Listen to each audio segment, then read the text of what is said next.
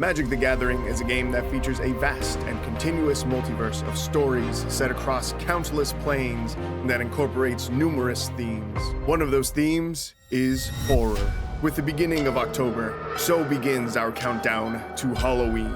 30 days, 30 decks, 30 different creatures of the night, all culminating with a special 31st episode on Halloween Day itself. For those of you with a profound fascination of the macabre, I invite you to join me on this venture through 30 days of night. What's going on, ladies and gentlemen? I'm MTG Budget Brew, and today is day 3 of our 30 days of night. Today's creature type that we're going to build around are spirits. Due to the nature of this series, a lot of the decks we build are going to include black as one of the colors. So any opportunity I have to not include black in our deck, I'm going to try to take. And that's why we are running Azorius Spirits today. And our 4 rares for this deck are a playset of Dorothea Vengeful Victim. It is a white and a blue for a 4/4 spirit with flying that says, when Dorothea attacks or blocks, sacrifice it at end of combat. And it has Disturb for a white and a blue as well. Disturb says you may cast this card from your graveyard transformed for its Disturb cost. The backside of Dorothea is Dorothea's Retribution. It is a white and blue enchantment aura that says enchant creature. Enchanted creature has, whenever this creature attacks, create a 4/4 white spirit creature token with flying that's tapped and attacking. Sacrifice that token at end of combat. If Dorothea's Retribution would be put into a graveyard from anywhere, exile it instead. Even though Dorothea is our rare for the deck, I primarily built the deck around Shipwreck Sifters. It is 1 and a blue for a 1/2 spirit that says, when this creature enters, draw a card, then discard a card. Whenever a spirit card or a card with Disturb is put into your graveyard from anywhere, put a +1/+1 counter on this creature. Because while Dorothea is really cool, it dies the first time it attacks, so it can't really stick around and help us for that mid to late game. The other spirit cards I added to the deck are Chaplain of Alms, Lantern Bearer, Drogskull Captain, and Phantom Carriage. The Chaplain of Alms, Lantern Bearer, and Phantom Carriage all have Disturb synergy, and then Drogskull Captain is just a lord that says other spirit creatures you control get +1/+1 and have hexproof. After that, we're running a full playset of Consider, and I'm running 2 copies of Loren's Escape. And then finally, we have a little bit of removal for the deck in the form of Ossification and also Make Disappear, which is surprising for me because I'm not much of a counterspell player, but I think this one has good synergy. For our mana base, we're running 2 copies of Port Town, 4 copies of Broker's Hideout, 9 plains, and 9 islands. It has a 67% win rate that is across 4 different versions of the deck. I have had to do a lot of testing to make the spirits feel good. So trying to make a good spirit deck on a budget has been a little bit of a challenge because a lot of this better spirit cards, they are rare or mythic. This 4th version of the deck list I just showed you, is currently 4-1, and I'm confident that we can maintain a solid win rate with it. So with that said, let's go hop into some matches.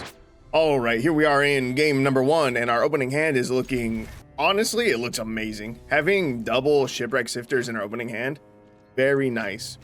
And we have 2 Chaplain of Alms, which means we can discard one of them after we get down both of our Sifters to start putting counters on them. Opponent played Mutable Pupa. 1 green for a 1/1 insect with Evolve. Whenever another creature you control enters, this creature perpetually gains flying. If that creature has flying, the same is true for first strike, double strike, death touch, haste, all of the keywords. That's kind of gross. We're gonna get down our first Shipwreck Sifters. We're gonna draw a card, then we get to discard a card. I think I'm going to discard the Make Disappear. I think that's the right move. We're gonna swing with Chaplain of Alms because it has first strike, so they're not gonna block. We'll take 1. What is this? Whoa, whoa, whoa, whoa, what is this? Sprout Watch Dryad. 3 mana, 3/3 Dryad. At the beginning of each combat, this creature gains flying its own turn. If a creature you control or card in your hand has flying, same is true for all the keywords. Bro, it got haste, like flying, and double strike, like all at once. So that thing is really terrifying. I think we need to get rid of it immediately. I'm gonna play Ossification, and we are going to exile that thing because it scares me. And now we are not going to attack. Our opponent passes with 4 mana untapped. It's very suspicious. I'm going to try to play this Shipwreck Sifters. Sticks, we get to draw and then discard a card. I am going to discard the Chaplain of Alms. I'll put a counter on both of our Sifters. I'm going to Consider now. We find an Ossification on top. I think I'm going to keep that. I think we're going to need the removal. For turn, I'm going to drop a plains. I will swing our 2/3. And surprisingly, it connects. I didn't think it would. Our opponent played Ouroboros. I think we're just going to Ossification this card because it's gross.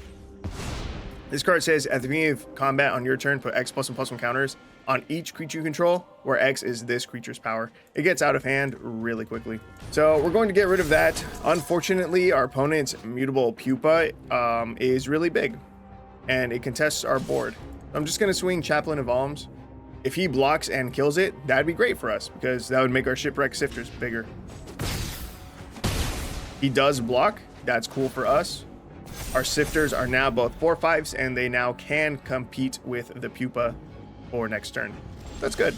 Okay, we have 1, 2, 3, 4, 6 mana. We can play out Dorothea, and we can cast Chaplain of Alms for its disturb cost. That will be Chapel Shield Geist. It's a 2/1 Spirit Cleric with Flying and First Strike that says each creature you control has Ward 1. That's great. And yeah, so we're just going to play that, and we're going to swing out. We connect for 10 damage. Opponent goes down to 13. They didn't do anything at all their last turn, so that's great. He's been stuck on mana for like 2 turns, which I am okay with. And that's game 1. Okay, I'm honestly really glad that things went the way they did. His deck was scaring me. And you know what? I'm not surprised he struggled to find mana. It happens to everyone. Even the best decks, you're going to get mana screwed eventually. But he's running like 70 cards for some reason. All right, here we are in game number 3. Opening hand. It's looking pretty good. We have 2 1-drops to choose from, and then a Shipwreck Sifters to follow. One plays Forest, Ankle Biter. We're going to play Chaplain of Alms. Chaplain of Alms has Ward and First Strike, which makes it very good against a 1/1 with Death Touch. One plays a Naga Vitalis. That is an interesting choice for a mana dork. Not one you see very often. I think we just play out the Shipwreck Sifters here. We're going to draw a card, and then we can discard a card. I'm going to discard Lantern Bearer, and that will make our Shipwreck Sifters a 2/3. No attacks. Next turn, we can just play out Dorothea, and then get this Broker's Hideout out of our hand. Use it to go grab another island. I'm going to play a Jeweled Eye Cobra. He's Snake Tribal. He's got Ankle Biter into Naga Vitalis into Jeweled Eye Cobra. That's a snake into a snake druid into a snake. Interesting. Okay. All right. Snakes versus spirits. I'm going to be honest. I like our chances. We're going to play Dorothea for turn, and I am not going to attack. He just played out 2 more Naga Vitalis. He has access to 7 mana. I might want to hold up the Make Disappear just in case the last card he has in his hand is a big bomb. But do snakes even have big bombs? I think the move is to just swing with Dorothea. It's going to sacrifice itself at the end of combat. Going to put a counter on the Shipwreck Sifters. And then I can either cast Lantern Bearer or the Dorothea for their disturb cost. The backside of Lantern Bearer is Lantern's Lift. Enchanted creature gets +1/+1 and has flying. In fact, I should have done that at the start of the turn. We put that on the Shipwreck Sifters, so now it has flying. Man, we just missed out on 4 damage. I really thought I was gonna cast Dorothea for its disturb cost. Oh, that's horrifying. Okay, our opponent just tried to cast Overrun. I'm really glad I held on to the Make Disappear. Trying to give his whole board +3/+3 and trample to end a turn, and that's no longer an option. Oh, wait, I'm stupid. I didn't cast it with Casualty. I should have sacked our Chaplain of Alms. Man, dude, I am misplaying a lot right now. We eat a ton of damage. We go down to 7. Fine, it's fine. We can stabilize. I'm going to Ossification here. I'm going to get rid of the Jeweled Eye Cobra. And play out Drogskull Captain. Give our other creatures +1/+1. And Hexproof. Swing Shipwreck Sifters in the air. Connect for 5. Set our opponent down to 11. If we don't die this turn, next turn we're swinging 7 in the air. With Dorothea, it's another 5. We can swing 12 in the air next turn. We have lethal. We cast Dorothea's Retribution for disturb cost. We put it on the Drogskull Captain. Go to combat, swing both of our flyers. We get our 4/4 token, which is really a 5/5. And we connect for 12. Set our opponent to -1. That was a little bit scary. I misplayed twice back to back. But it's all right. We got through it. It was a little bit ugly, but we got through it. Now, in my defense, this is the 3rd creature type that I've tried building around today. I spent 4 hours playing with other creature types, and they just were not working. Couldn't do it.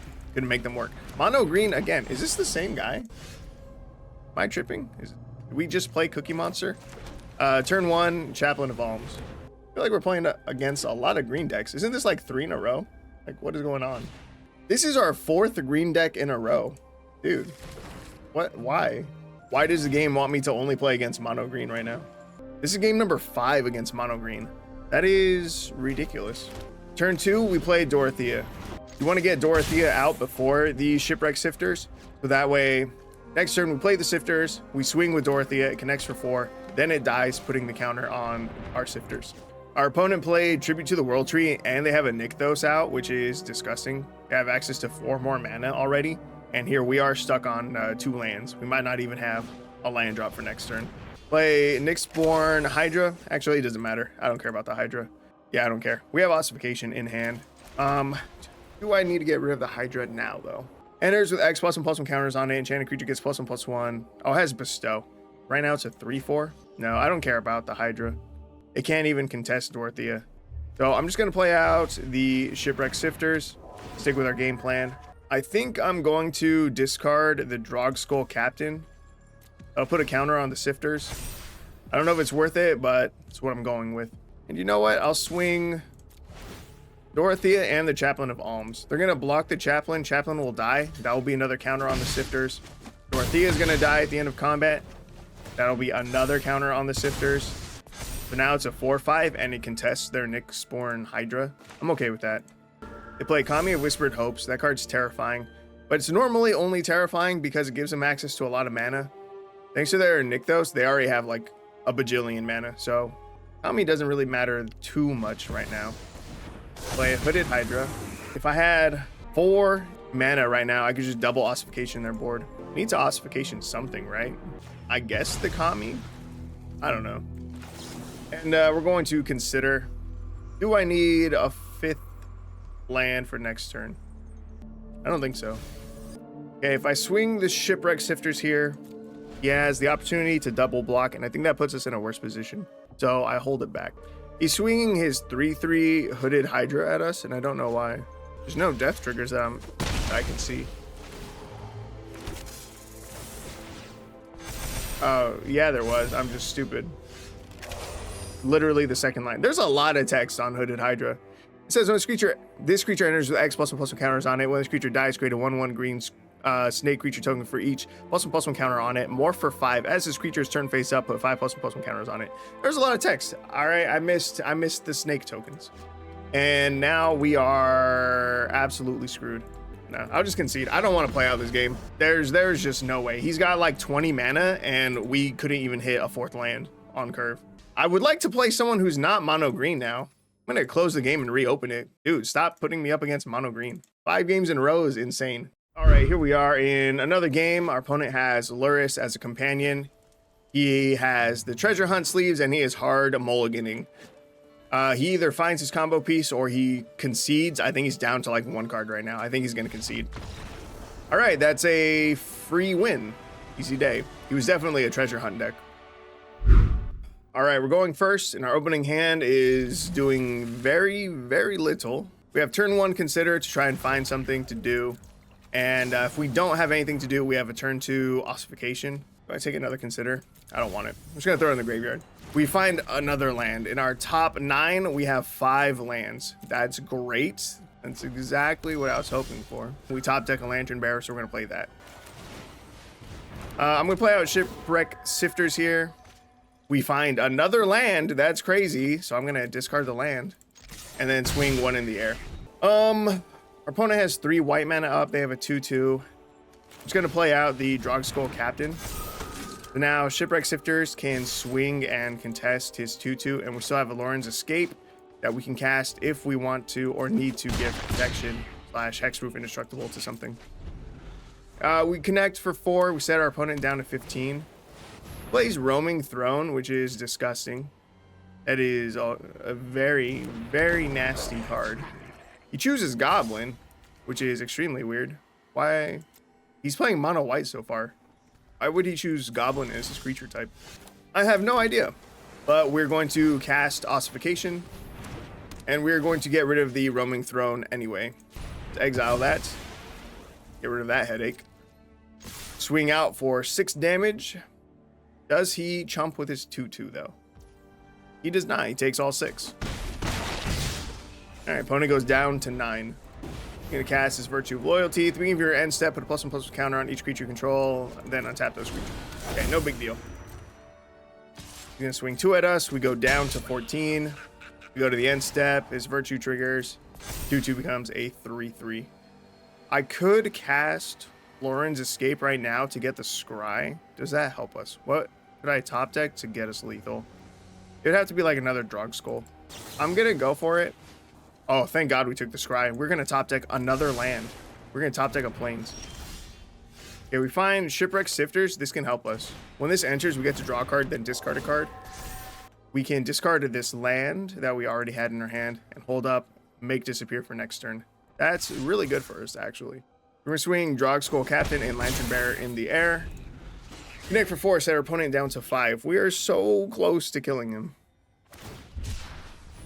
He's gonna cycle a Radiant Smite. When you cycle that card, if you weren't the starting player, you gain 2 life. That's neat. He swings his token at us. We take 3. We go to 11. We have Drog Skull Captain that we just top deck here. We'll play this out. We're threatening lethal on board. He has 4 mana. What does he have? Nothing? Well, I'm glad he didn't have anything, but in case he did have something at instant speed to cast, we did have a Make It Disappear cast in response and hopefully interrupt whatever he was trying to do. That's another win, and we will gladly take it. Are back on my Untapped account. You can see our final sets for the deck are 10 and 6 across 4 versions of the deck with a 63% win rate overall. Version number 4, which is the deck list I showed you in the beginning, ended up going a total of 8 and 4 with a 67% win rate. It's not bad. Not nearly as bad as I would have you believe with all my moaning and groaning about these past games. So, do I recommend that you give this deck a shot? No, I do not. If you're going to play Azorius Spirits, don't do it on a budget. It's not worth it. Yeah, if anything, I would recommend that instead you build an Azorius Flyers deck. That, I'm pretty sure, works well on a budget. Been a while since I've tried it out, but I don't remember hating the deck. This deck, I'm definitely going to remember not loving it. So yeah, if you want to play Azorius Spirits, you should cough up a few more rares, or expect to, because it'll make your deck feel a lot better. But hey, maybe I was just wrong for trying to build around the Disturb mechanic. I don't know, but either way, I mean, we still ended up positive. Could have been worse. With that said, if you guys liked the video, you should like the video. If you liked me, the video, and Magic the Gathering, you should consider subscribing to the channel because that will get you more of all 3. And thank you for joining me on day number 3 of our 30 Days of Night. I hope to see you guys tomorrow.